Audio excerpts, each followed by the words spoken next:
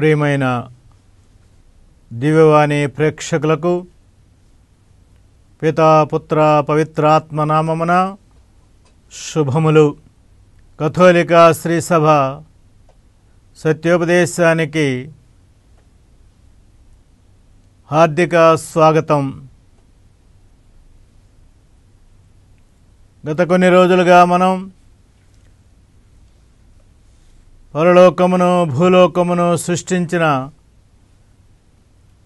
సర్వశక్తిగల పితైన సర్వేశ్వరుని విశ్వసించుచున్నాను అనే అంశముపై శ్రీసభ బోధనను పరిశీలిస్తున్నాం. గత వారం మనం అన్యులు, ఇజ్రాయేలు ప్రజలు దేవుని ఏ భావముతో తండ్రి అని సంబోధించారో చూచి ఉన్నాము. వారు దేవుని సృష్టికర్తగాను పోషకుడుగాను తండ్రి అని వారు భావించారు. అయితే యేసుక్రీస్తు ప్రభు ఇంతకుముందు అన్నాడు, కని విని ఎరుగని రీతిలో దేవుని తండ్రి అని బయలుపరిచారు. ఆయన బయలుపరచినది అంతకుముందున్నటువంటి భావముతో కాదు, అనగా సృష్టికర్త అనేటటువంటి భావముతో కాదు. యేసు ప్రభు దేవుని తండ్రి అని ఒక ప్రత్యేకమైనటువంటి అర్థముతో భావముతో ఆయన బయలుపరిచారు.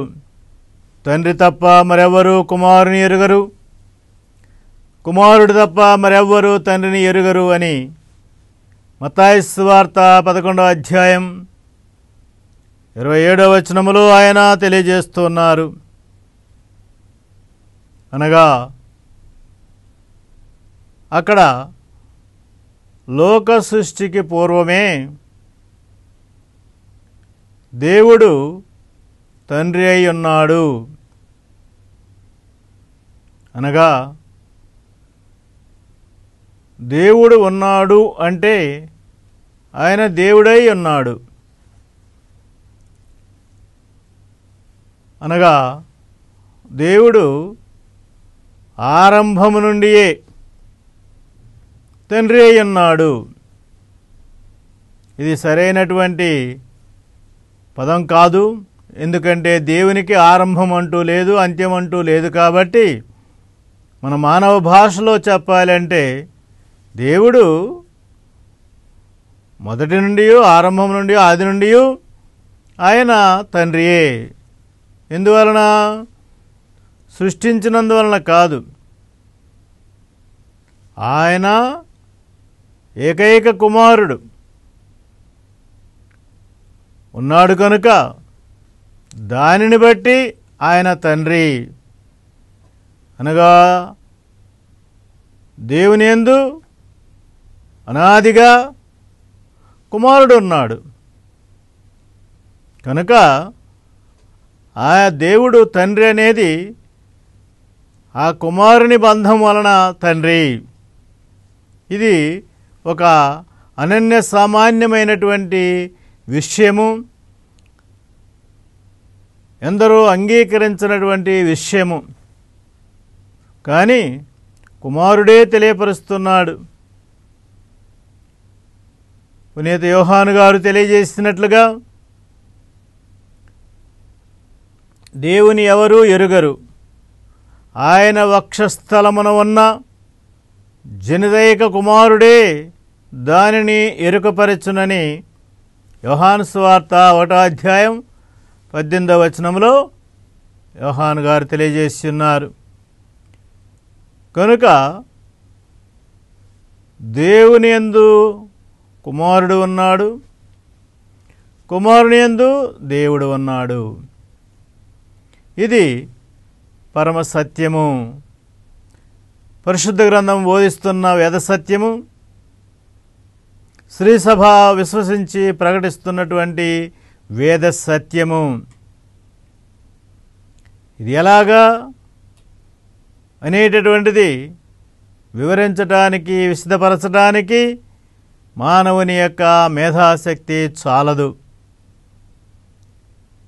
ఇది కేవలము ఆయన వక్షస్థలమున ఉన్న, ఆయన యందున్న కుమారుడు తెలియపరిచాడు కాబట్టి ఇది విశ్వసించవలసినటువంటి సత్యము.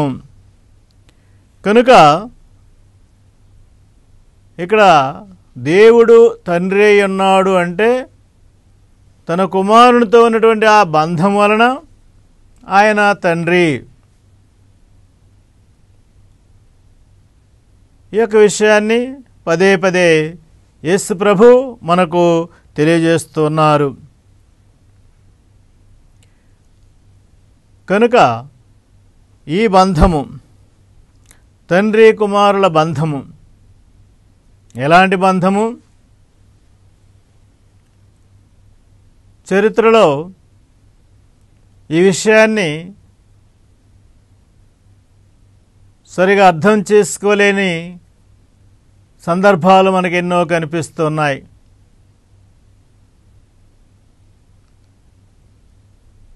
దేవుడేమిటి, కుమారుడేమిటి అనేది ఒక గొప్ప సందేహము. ఇక రెండవది, దేవుని కుమారుడు అయితే ఆయన సృష్టింపబడి ఉన్నాడా? దేవుడు ఆయనను ఈ లోక సృష్టికి పూర్వమే సృష్టించాడా? ఇలాంటి అనుమానాలు ఎన్నో కలవు. ఇక అలాగే దేవుడు ఉన్నాడు, కుమారుడు ఉన్నాడు. మరి కుమారుడు తక్కువ, దేవుడు తండ్రి ఎక్కువ అనేటటువంటి మీమాంసలు కూడా కలవు. కాబట్టి ఇవన్నీ కూడా మానవ సహజమైనటువంటి అపార్థాలు కావచ్చు, అపోహలు కావచ్చు, అర్థములు చేసుకోలేని స్థితి కావచ్చు. కానీ ఒక విషయము, శ్రీసభ ఆరంభం నుండి కూడా ఈ విషయంలో చాలా జాగ్రత్తగా ఉన్నది. ఎందుకంటే సంఘ ఆరంభం నుండియే ఈ విషయమై అనేక తర్జన భర్జనలు, వాదోపవాదాలు, వివాదాలు ఉండేవి. అందువలన 325వ సంవత్సరంలో నైసియా సర్వసభ్య సమావేశంలో శ్రీసభ ఒక విషయాన్ని చాలా స్పష్టంగా విశదీకరించింది, ప్రకటించింది. కుమారుడు తండ్రితో ఒకే దైవత్వము కలవాడు. కుమారుడు తండ్రితో ఒకే దైవత్వము కలవాడు అని తన విశ్వాసాన్ని స్పష్టంగా, దృఢంగా ప్రకటించింది. కనుక అక్కడ బంధము తండ్రి కుమారుల బంధమైనప్పటికీ వారిరువురు ఒకే దేవుడు. అసత్య బోధనలకు వ్యతిరేకంగా 381వ సంవత్సరంలో కాన్స్టాంటినోపిల్ అనేటువంటి నగరంలో మరొక సర్వసభ్య సమావేశాన్ని ఏర్పాటు చేసి అక్కడ ఈ విషయాన్ని మరికొంత విశదపరిచిందని మనం గమనించగలము. దేవుని ఏకైక కుమారుడును, ఒకే ప్రభువును అయిన యేసుక్రీస్తును విశ్వసించుచున్నాను.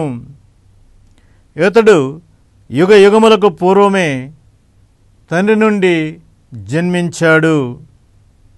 దేవుని నుండి దేవుడిగా, జ్యోతి నుండి జ్యోతిగా, నిజదేవుడి నుండి నిజదేవుడిగా జన్మించాడు.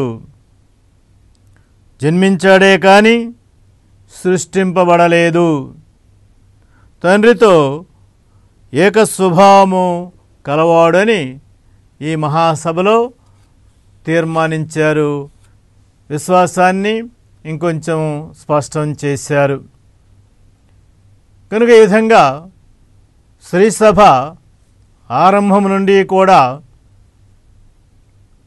దేవుడు తండ్రి కుమారులై ఉన్నారని, వీరిరువురు కూడా ఒకే స్వభావము, ఒకే శక్తి, ఒకే దైవ స్వభావము కలిగి ఉన్నారని ప్రకటించింది.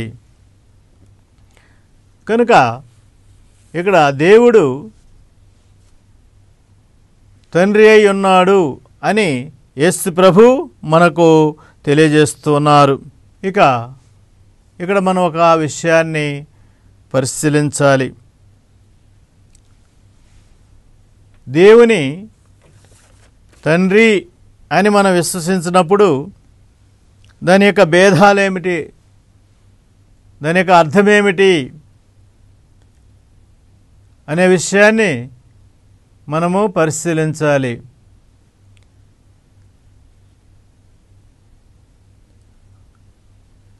దేవుడు తన కుమారుని ఈ లోకానికి పంపి ఉన్నాడు. ఇప్పుడు కొంచెం విశ్రాంతి తీసుకొని మరలా కొనసాగిద్దాం.